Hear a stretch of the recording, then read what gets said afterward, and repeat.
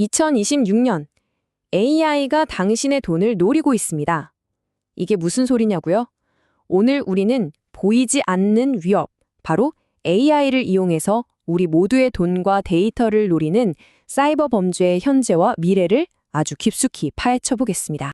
이 질문에 아니요라고 자신 있게 말할 수 있는 분 아마 거의 없으실 거예요. 그쵸?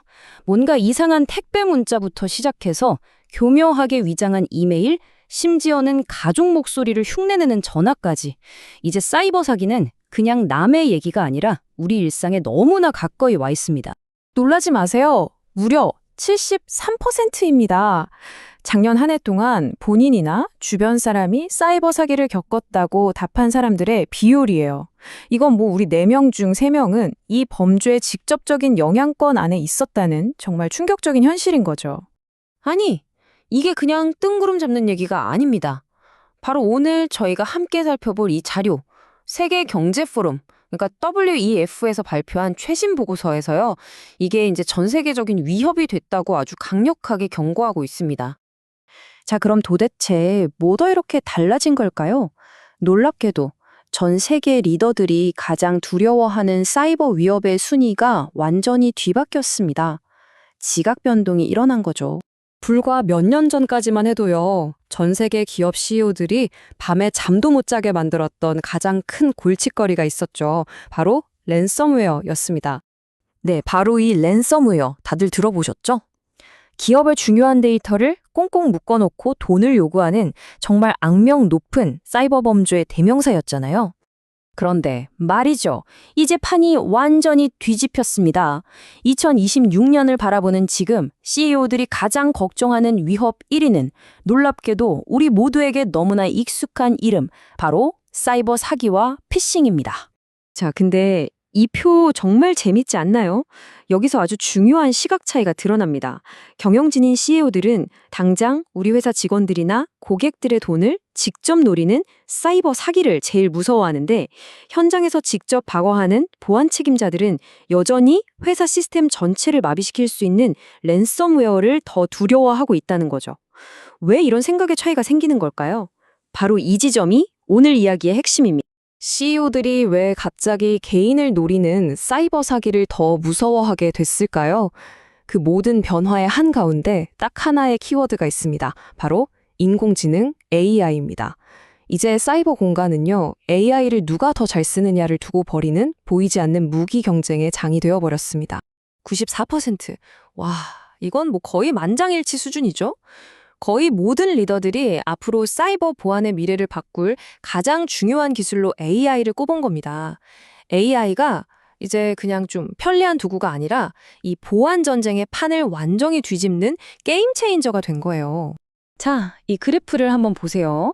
이게 그냥 우려 수준이 아니라는 게 확 드러나죠?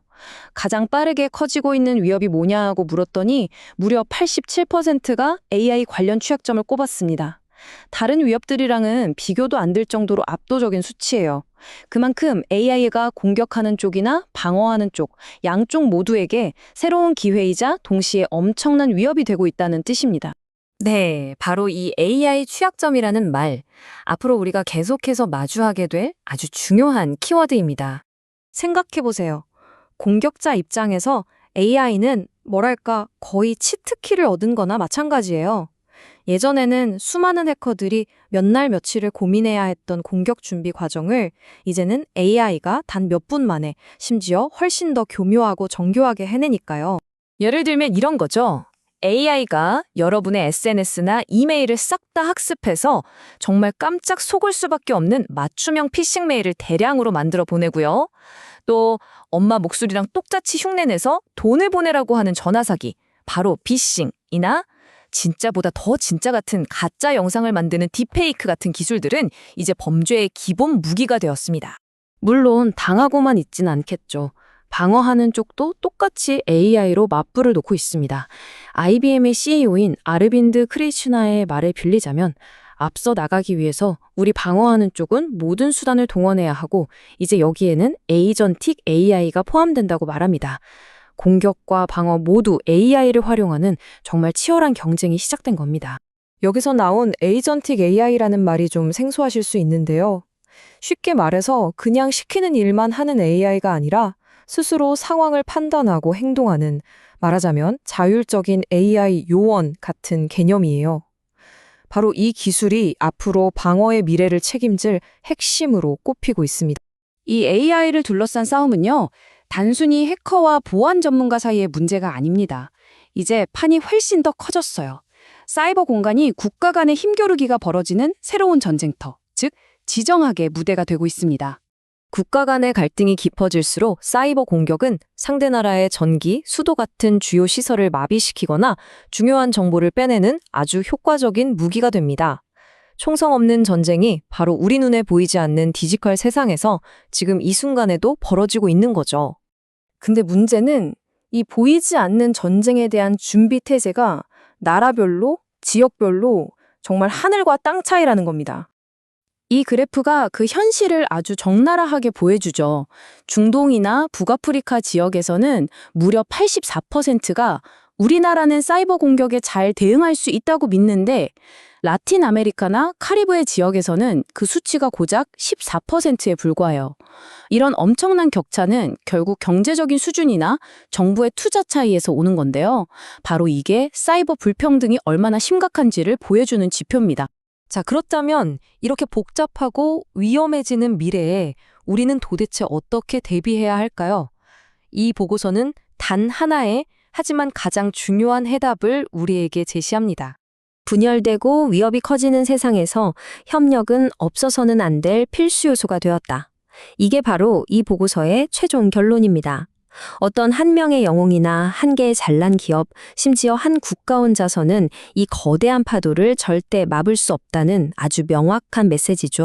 결국 우리 모두에게 던져진 질문은 이겁니다. AI라는 강력한 창과 방패가 부딪히고 국가 간에 보이지 않는 전쟁이 벌어지는 이 세상에서 과연 나 혼자, 우리 회사 혼자서 문 꼭 걸어 잠그는 고립된 방어만으로 이 거대한 위협에서 살아남을 수 있을까요? 오늘 저희가 함께 살펴본 내용 유익하셨나요?